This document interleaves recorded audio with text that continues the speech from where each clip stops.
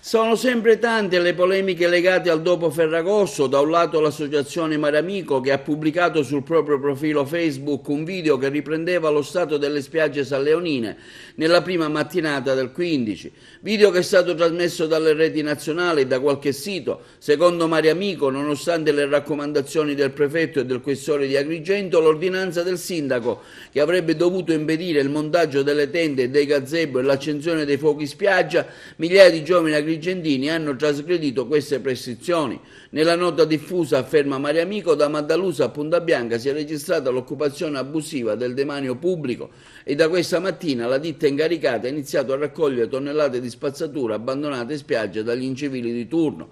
Alle immagini trasmesse dalle reti nazionali ha fortemente replicato in un comunicato stampa il sindaco della città, Lillo Firetto, affermando che l'arenile di San Leone era già pulito e pronto ad accogliere i bagnanti dalle ore 9. Chi alle prime luci del giorno di Ferragosto si è preso la briga di girare un video da inviare al TG5 prima che passassero i mezzi per la pulizia su oltre 3 km di spiaggia ha inteso nuocere alla città e alle migliaia di attività della località balneare salleonina e a tutte le imprese del sistema turistico agrigentino. Il filo diretto che lega a disinformare, afferma Firetto, a qualche organo di informazione ha già prodotto tanto di quel danno in passato da non poter passare inosservato ai tanti cittadini che oggi indignati chiedono al comune di Agrigento di intervenire in difesa della verità. Gli agrigentini, afferma Firetto, sono stanchi di dover difendere la propria città da false notizie che puzzano di fradicio, per quanto lontani dal reale. La verità è sotto gli occhi di tutti, afferma Firetto. Le ordinanze per la notte di Ferragosto negli ultimi 2 anni hanno consentito agli automezzi di procedere in poche ore alla pulizia senza impedimenti.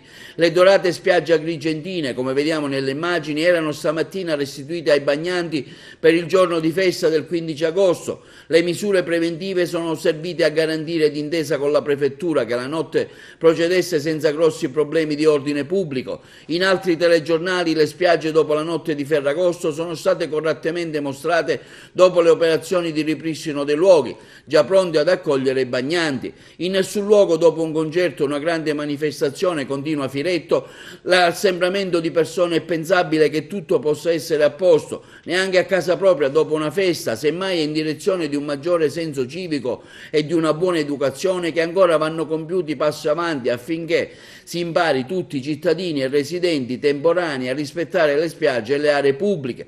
Per quanto un'amministrazione possa essere efficace, necessita sempre di collaborazione e di buonsenso da parte di tutti. Intanto una serata di sano divertimento ferragostano si è svolta a Punta Grande, località vicina al Real Monte, dove una mega discoteca ha permesso a tanti giovani di divertirsi, ballare e farsi il bagno allo scoccare della mezzanotte.